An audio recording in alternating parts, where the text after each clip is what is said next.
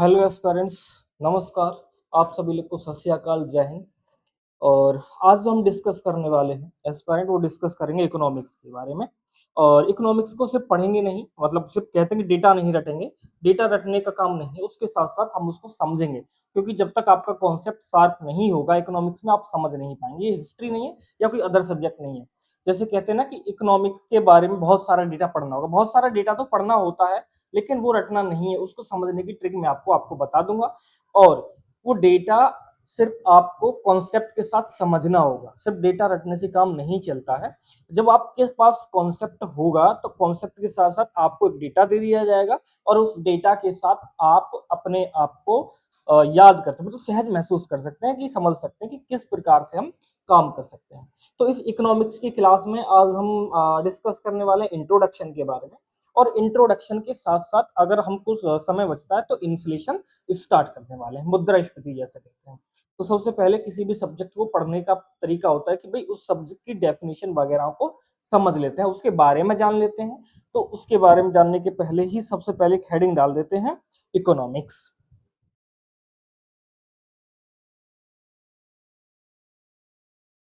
इसको हिंदी में कहते हैं अर्थशास्त्र।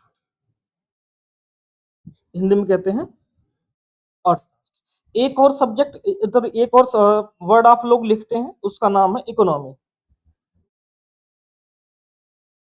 उसको हिंदी में बोलते हैं अर्थव्यवस्था। बाइलिंगुअल क्लास रखने वाले हैं, उसको क्या कहते हैं एस्पिरेंट? अर्थव्यवस्था। तो ये आखिर दोनों हैं क्या, है ना? तो अर्थशास्त्र जो है, इकोनॉमिक्स जो है, यह एक सुव्यवस्थित विषय है। ये क्या है? सुव्यवस्थित विषय, मतलब कह सकते हैं कि ये सिस्टेमेटिक सब्जेक्ट है। क्या है? ये सिस्टेमेटिक सब्जेक्ट है। तो जब सिस्टेमेटिक सब्जेक्ट की हम बात करते हैं, तो सिस्टेमेटिक सब्जेक्ट कहने का मतलब ये है कि उसके पास दो चीजें होना जरूरी है। कि एक तो उस सब्जेक्ट को पढ़ने के लिए एक अपना मेथोडोलॉजी होना चाहिए। क्या होना चाहिए? मेथोडोलॉजी होनी चाहिए, मतलब अध्यापन की या अध्ययन की पद्धति होनी चाहिए। अध्ययन की क्या होनी चाहिए एस्पिरेंट्स दोस्तों? क्या होनी चाहिए? अध्ययन की पद्धति होनी चाहिए। और उसके साथ साथ दूसरा होना चाहिए उसके पास अपनी टर्मिनोलॉजी। क्या होनी चाहिए? टर्मिनोलॉजी, जिसको बोलते हैं शब्दावली। तो इकोनॉमिक्स के पास इकोनॉमिक्स को पढ़ाने की या पढ़ने की एक तरीका भी है, अध्यापन की और अध्ययन की पद्धति भी है, मेथोडोलॉजी भी है, और अपनी इसकी क्या है कि टर्मिनोलॉजी है। जैसे टैक्स की बात हम करते हैं, तो इकोनॉमिक्स में हमको टैक्स कहते हैं, लेकिन उसको हिंदी में कर लिखते हैं। अगर कर को कहेंगे तो डू हो जाएगा, है ना? डू लिखते हैं हिंदी इंग्लिश में। लेकिन वहां पर उसके पास अपनी टर्मिनोलॉजी। जैसे हम लिक्विड की बात करते हैं, लिक्विड की बात हम इकोनॉमी में जब बात करेंगे लिक्विड की, तो वहां उसका मतलब पैसा होगा, तरलता होगा, मनी होगा। लेकिन लिक्विड का मतलब क्या होता है? लिक्विड का मतलब होता है तरल। लेकिन वहां पर वो उसका अर्थ बदल जाएगा। तो इसके पास अपनी टर्मिनोलॉजी भी है। तो फिर इकोनॉमी क्या है? इकोनॉमी एक सब्जेक्ट नहीं है, बल्कि इकोनॉमी एक थीम है। अब आप सोच रहे होंगे सर ने ये क्या नई बात बता दी। तो मैं बताता हूँ, ये क्या है? ये एक थीम है। मतलब अगर हमको इकोनॉमिक्स पढ़ना होगा तो इकोनॉमी एक रास्ता है। इकोनॉमी क्या है? एक रास्ता। उस रास्ते पे चलकर हम इकोनॉमिक्स तक पहुंच सकते हैं। तो ये तो दोनों शब्दों के बीच में डिफरेंस जो था, इकोनॉमिक्स वर्सेस इकोनॉमी, ये हमने यहाँ पर समझ लिया। अब जो आगे हम बात करने वाले हैं, आगे बात करते हैं कि डेफिनेशन ऑफ इकोनॉमिक्स की। What is the definition of economics and how can be classified in economics in which types of, है ना? सबसे पहले बात करते हैं इकोनॉमिक्स की।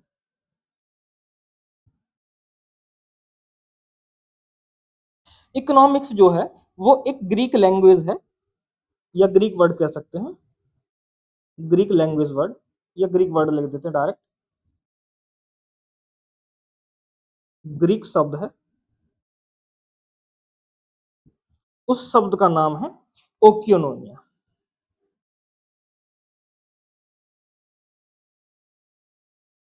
क्या नाम है? ओक्योनोमिया। ओक्योनोमिया से क्या बना है? इकोनॉमिक्स बना है। और ओक्योनोमिया जो है, ये भी एक ग्रीक, दो ग्रीक शब्द हैं।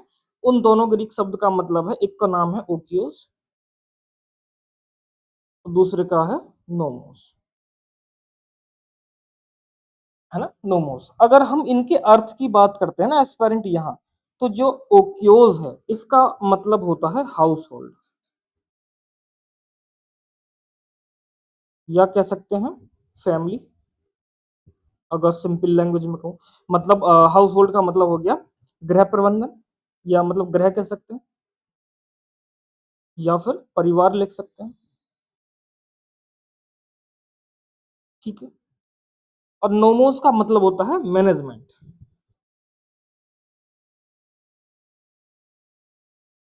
प्रबंधन।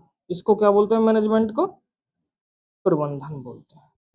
तो अगर मैं इकोनॉमिक्स के अर्थ की बात करूं, मीनिंग की बात करूं, तो क्या मैं ये नहीं कह सकता सिंपल सी लैंग्वेज में कि जो इकोनॉमिक्स का अर्थ है उसका मतलब है गृह प्रबंधन की दशा, क्योंकि भाई ये यहाँ पर गृह और यहाँ पर प्रबंधन, मतलब गृह प्रबंधन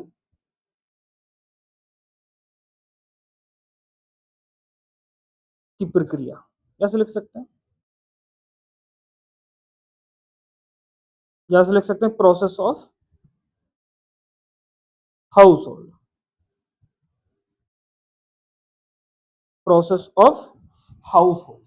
but it is a very general meaning of, या very normal very simple meaning of economics. ये इकोनॉमिक्स का सबसे साधारण अर्थ है, ये डेफिनेशन नहीं है। अभी मैंने क्या बताया, अर्थ बताया कि अगर कोई आपसे पूछे कि इकोनॉमिक्स का अर्थ क्या है, तो इकोनॉमिक्स का अर्थ है गृह प्रबंधन की दशा, मतलब जो एक परिवार अपनी इनकम को और अपने एक्सपेंडिचर को मैनेजमेंट करता है तो उसको हम इकोनॉमिक्स में कंसीडर करते हैं। तो ये इसकी सिंपल सी लैंग्वेज है। लेकिन जब इकोनॉमिक्स की डेफिनेशन की बात करते हैं तो डेफिनेशन थोड़ी इससे ब्रॉड रहेगी, तो उस ब्रॉड डेफिनेशन को समझ लेते हैं, क्योंकि एग्जाम में ये पूछा जाता है ना। सिंपल लिखने को नहीं आता है कि भाई इकोनॉमिक्स की डेफिनेशन क्या है, इकोनॉमिक्स की परिभाषा क्या है, अर्थशास्त्र की परिभाषा क्या है, उसके बारे में समझे। वो लिखने के लिए नहीं आता, लेकिन एज ए फैकल्टी और एज ए एस्पायरेंट आपको ये पता होना चाहिए कि इकोनॉमिक्स होता क्या है, और मेरे को आपको ये भी बताना चाहिए कि इकोनॉमिक्स होता क्या है। क्योंकि जब आप क्लास खत्म करके घर जाएंगे तो तो आपके घर वाले पूछ लेंगे कि आज क्या पढ़ के आए, तो आपने कहा इकोनॉमिक्स पढ़ के आए,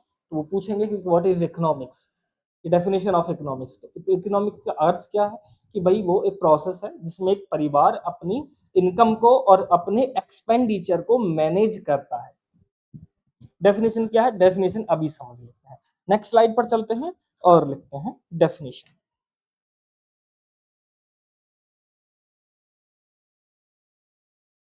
है ना।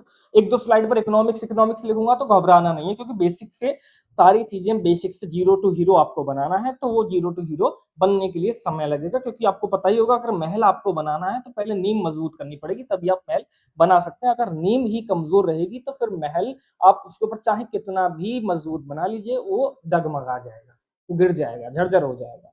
थोड़ी सी अगर विपत्ति आएगी, कठोर समय आएगा तो गिर जाएगा। लेकिन अगर आपका बेसिक ही मजबूत रहेगा एस्पायरेंट, तो आपको कोई दिक्कत नहीं आएगी। अगर थोड़े बहुत अर्थक्वेक आएंगे या मतलब आपके जीवन में अर्थक्वेक आएंगे तो आप उनको संभाल ले जाएंगे। तो इकोनॉमिक्स के बारे में हम बात करते हैं, तो यहाँ पर दो चीजें आपको समझना होगा, एक होता है गुड्स और एक होता है सर्विसेज। क्या होता है, एक तो होता है गुड्स जिनको हम कहते हैं वस्तुएं, दूसरा होता है सर्विसेज, दूसरा क्या होती है सर्विसेज जिनको हम बोलते हैं सेवाएं।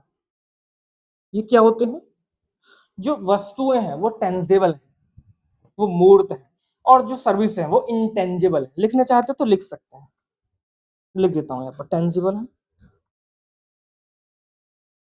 मूर्त है, और ये इंटेंजिबल है,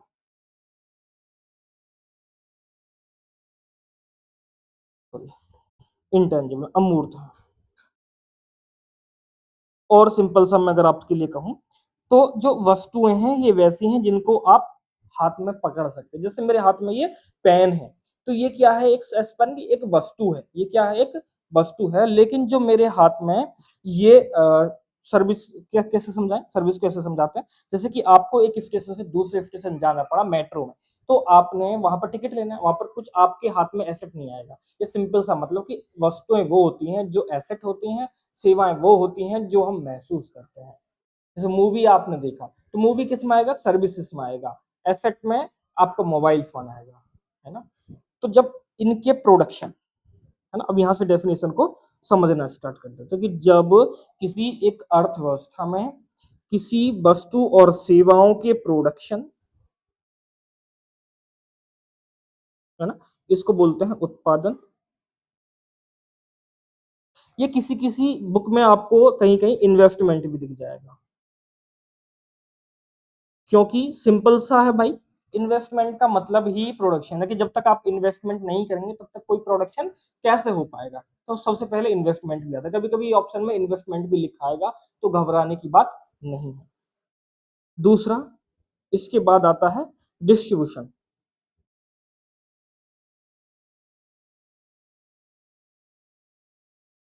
उसके बाद आता है कंजप्शन।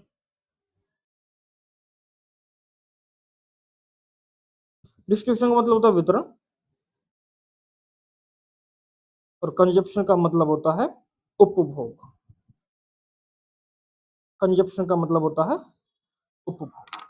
तो यहां से डेफिनेशन समझते हैं कि जब इकोनॉमिक्स में, इकोनॉमिक्स क्या कहते हैं कि जब किसी इकोनॉमी में या किसी देश में हम वस्तु और सेवाओं के उत्पादन कितना हुआ है, उनका वितरण कितना हुआ, मतलब डिस्ट्रीब्यूट कितने कितने हो गए, और उनका कंजप्शन मतलब लोगों ने उनका उपभोग कितना कर लिया है, इस चीज का अध्ययन करते हैं, इस चीज की स्टडी करते हैं, तो उसको हम इकोनॉमिक्स में शामिल करते हैं, है ना। तो सिंपल से एक डेफिनेशन लिखते हैं यहाँ पर कि अर्थशास्त्र एक विषय है,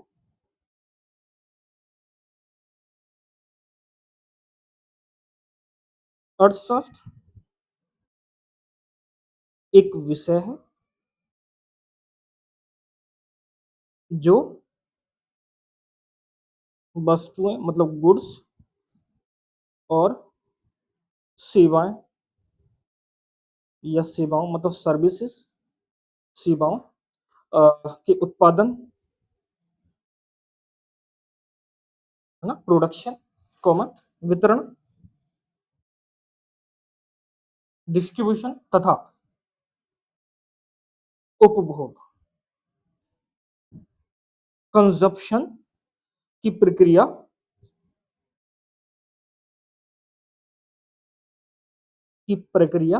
का अध्ययन करता है।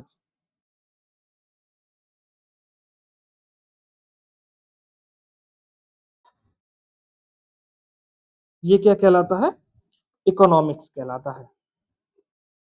तो ये है आपकी सिंपल सी डेफिनेशन। ये क्या है आपका सिंपल सा एक एस्पेरेंट डेफिनेशन कि economics is a discipline where the distribution of goods and services, consumption goods of services and the production of goods and services are consider, मतलब जहां पर उपभोग, उनका उनका कितना वितरण हुआ है, उनका कितना इन्वेस्टमेंट मतलब निवेश या कह सकते हैं प्रोडक्शन कितना हुआ है, तो उस सबको जब हम कंसीडर कहते हैं तो उसको हम कंसीडर करते हैं या उसको हम कैलकुलेट करते हैं, तो उसको क्या कहते हैं, इकोनॉमिक्स में शामिल करते हैं।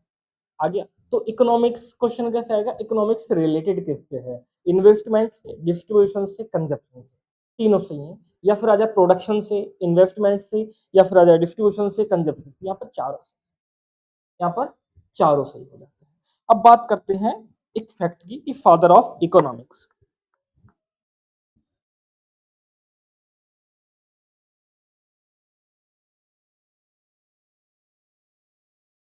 फादर ऑफ इकोनॉमिक्स, तो जो फादर ऑफ इकोनॉमिक्स हैं उनका नाम है एडम स्मिथ,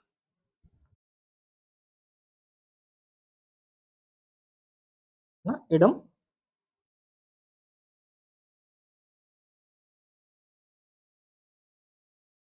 उनका नाम क्या, एडम स्मिथ, ये मैं है एडम स्मिथ। इनकी एक बुक है जो कि बहुत बहुत ज्यादा इंपॉर्टेंट बुक है, उस बुक का नाम है द वेल्थ ऑफ नेशन,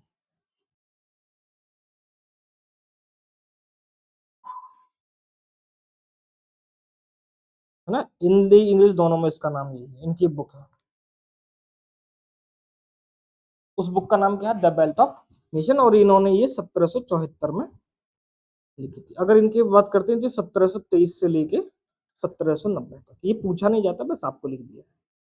जो पूछा जाता है वो फादर ऑफ इकोनॉमिक्स पूछा जाता है, जो पूछा जाता है वो इनकी बुक के बारे में पूछा जाता है।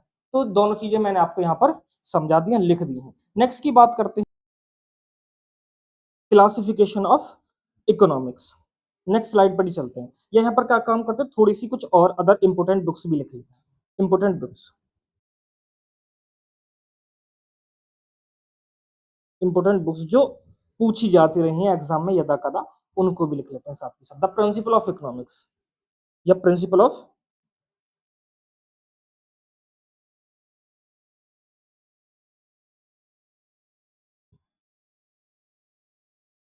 ये अल्फ्रेड मार्शल की है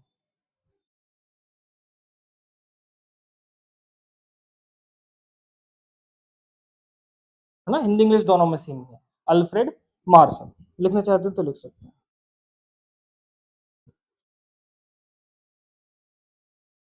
अल्फ्रेड मार्शल। एक दूसरी बुक है Das Kapital, very important, Das Kapital, है ना, इसको दास कैपिटल, ये है कार्ल मार्क्स की,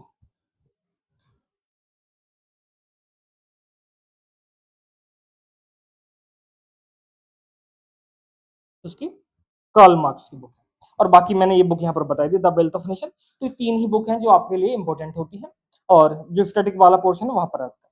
आगे की बात करते हैं इकोनॉमिक्स। मैंने बताया ना कि 2-4 स्लाइड्स पर इकोनॉमिक्स इकोनॉमिक्स लिखेंगे, तो उसको देखकर घबराना नहीं है, समझना है। तो जो इकोनॉमिक्स है उसको क्लासिफाइड किया है रैगनर फ्रिस्क के द्वारा, है ना, किसके द्वारा, एक नॉर्वेयन इकोनॉमिस्ट है, उनका नाम है रैगनर फ्रिस्क। कहाँ के हैं, नॉर्वे के। ऐसे समझिए कि एक नॉर्वेन इकोनॉमिस्ट है रैगनर फ्रिस्क, उन्होंने कहा कि इकोनॉमिक्स जो है वो दो ब्रांचेस में होती है। एक का नाम होता है माइक्रो इकोनॉमिक्स, शॉर्ट में लिख देते हैं, है ना, माइक्रो इकोनॉमिक्स।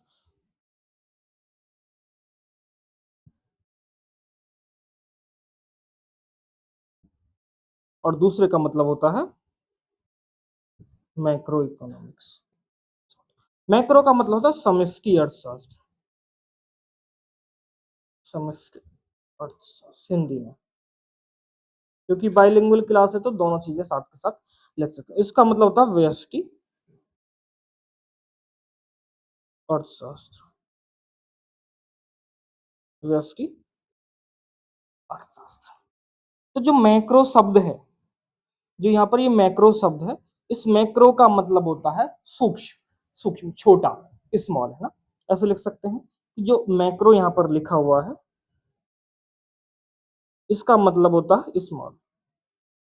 कि जब हम इकोनॉमिक एक्टिविटीज का अध्ययन एक छोटे लेवल पर, एक स्मॉल लेवल पर करते हैं, तो उसको किस में कंसीडर करते हैं एस्पिरेंट, उसको कंसीडर करते हैं माइक्रो इकोनॉमिक्स में। जैसे एक परिवार, एक फैमिली, एक परिवार, दूसरा एन इंडस्ट्रियल यूनिट,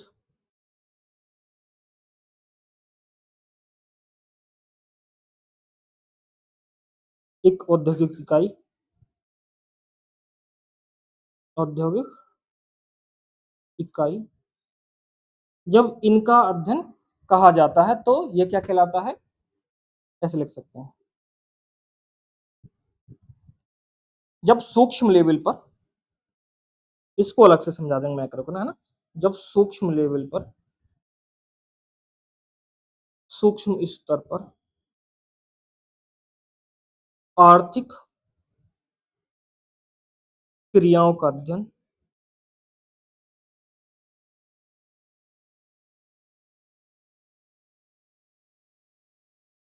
किया जाए या किया जाता है,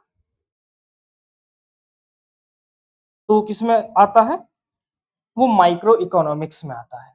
तो जैसे अगर आ जाए कि एक परिवार के आधार पर, दूसरा एक इंडस्ट्रियल यूनिट के आधार पर, ये एक विलेज के आधार पर भी इसी में आएगा।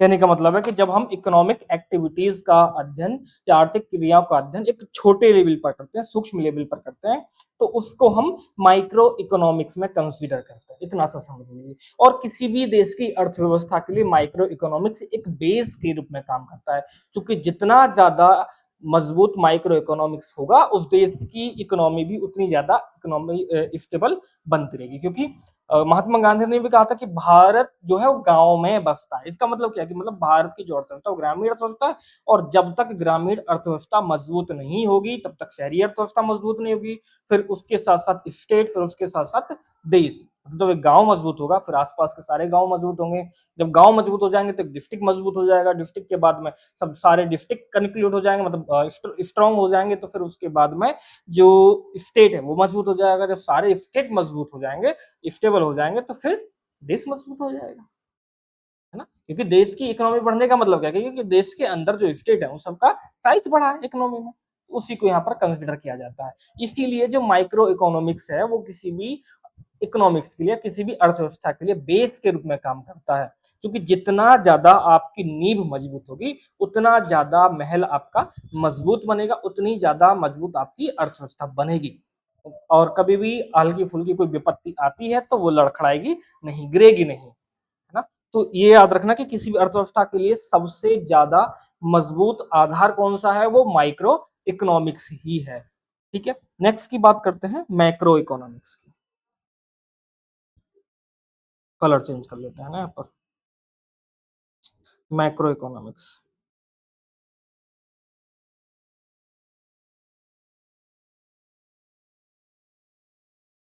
मैक्रो इकोनॉमिक्स, मैक्रो का मतलब होता है लार्ज, मैक्रो का मतलब होता है लार्ज, कि जब जब आर्थिक क्रियाओं का अध्ययन, अभी समझा दूंगा इसका ना, आर्थिक क्रियाओं का अध्ययन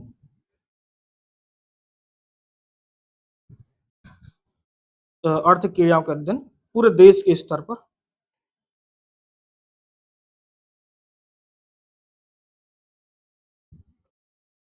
किया जाए, तो वो किस में आएगा, मैक्रो इकोनॉमिक्स। देश के स्तर पर कैसे, कि हमारा इकोनॉमिक ग्रोथ कितना है, इकोनॉमिक ग्रोथ कितना है। इकोनॉमिक ग्रोथ को बोलते हैं आर्थिक समृद्धि, आर्थिक समृद्धि कितनी है, हमारा इकोनॉमिक डेवलपमेंट की स्थिति क्या है, आर्थिक विकास की स्थिति क्या है, मॉनेटरी पॉलिसीज किस प्रकार से बनाई जा रही हैं और उनकी स्थिति क्या है, मौद्रिक नीति या नीतियां, है ना। नेक्स्ट फिजिकल पॉलिसी, इसको बोलते हैं राजकोषीय नीतियां। नेक्स्ट की बात करते हैं कि हमारा नेशनल इनकम क्या है, राष्ट्रीय आय क्या है, पर कैपिटा इनकम क्या है, ये सब यहाँ पर इसमें कैलकुलेट कर सकते हैं, बहुत सारी चीजें लिख सकते हैं। इन्फ्लेशन क्या है, इन्फ्लेशन को हम बोलते हैं मुद्रास्फीति, जिसको आम बोलचाल की भाषा में हम महंगाई कह देते हैं। तो जब हम इन सबको कंसीडर करते हैं, इन सबको कैलकुलेट करते हैं, इन सबको ध्यान में रखते हैं, तो वो किस में आता है, वो मैक्रो इकोनॉमिक्स में आता है। तो याद रहेगा कि जब हम किसी गांव के लेवल पर, किसी एक इंडस्ट्रियल लेवल पर या किसी परिवार के लेवल पर इकोनॉमिक एक्टिविटीज को कंसीडर करते हैं, उनको वहां पर गणना करते हैं, तो वो माइक्रो इकोनॉमिक्स में आता है। और माइक्रो इकोनॉमिक्स किसी भी देश की अर्थव्यवस्था के लिए एस्पेरेंट एक बेस पिलर के रूप में काम करता है, बेस के रूप में काम करता है। जितना ज्यादा मजबूत बेस होगा उतना ज्यादा मजबूत उस देश की इकोनॉमी होगी।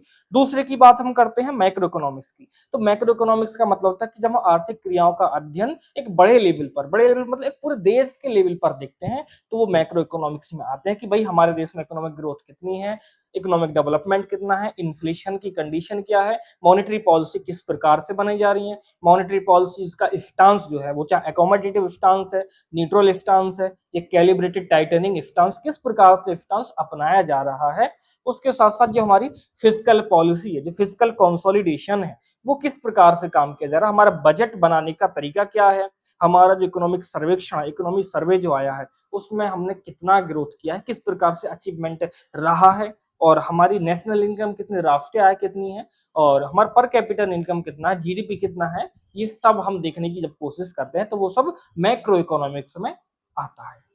आई समझ में? चलो अब इस क्लासिफिकेशन के बारे में बता देते हैं।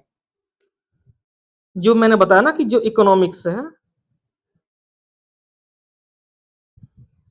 वो दो पार्ट में डिवाइड किया हुआ है, एक तो माइक्रो और दूसरा मैक्रो, एक तो माइक्रो और दूसरा मैक्रो। तो ये जो क्लासिफिकेशन है, ये क्लासिफिकेशन दिया किसने, एक नॉर्वेन, नॉर्वे के एक इकोनॉमिस्ट हैं, उनका नाम है रेगनर,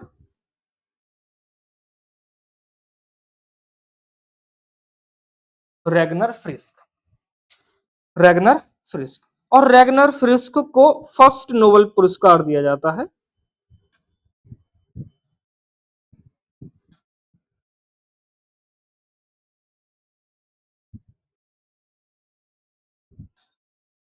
इकोनॉमिक्स में, फर्स्ट नोबेल पुरस्कार दिया जाता है इकोनॉमिक्स में। यहाँ पर एक चीज और समझ लीजिए पेरेंट्स कि इकोनॉमिक्स का जो नोबेल पुरस्कार दिया गया था वो स्टार्टिंग से नहीं दिया जा रहा है।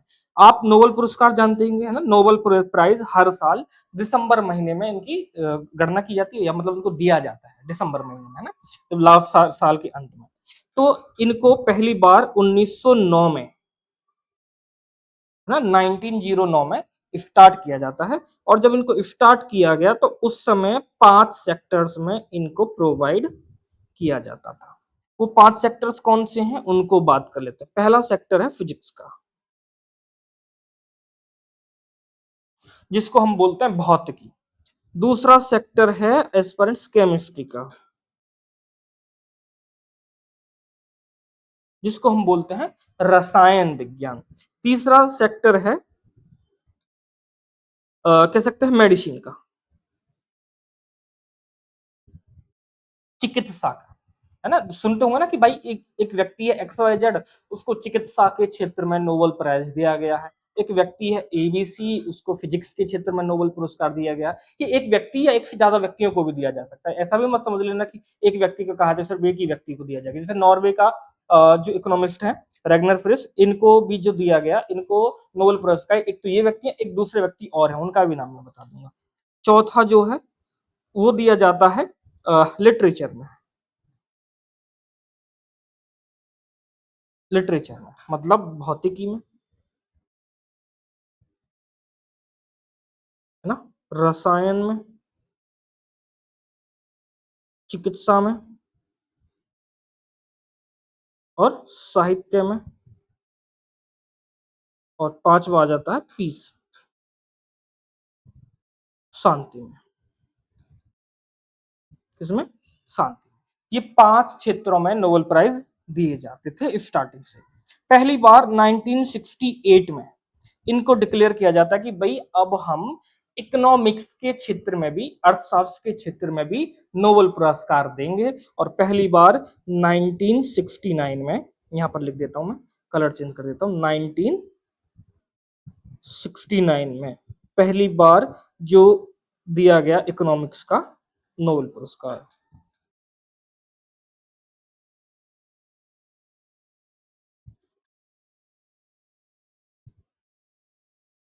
अर्थशास्त्र के क्षेत्र में नोबेल पुरस्कार दिया गया जाने लगा। और ये कौन सा सेक्टर था?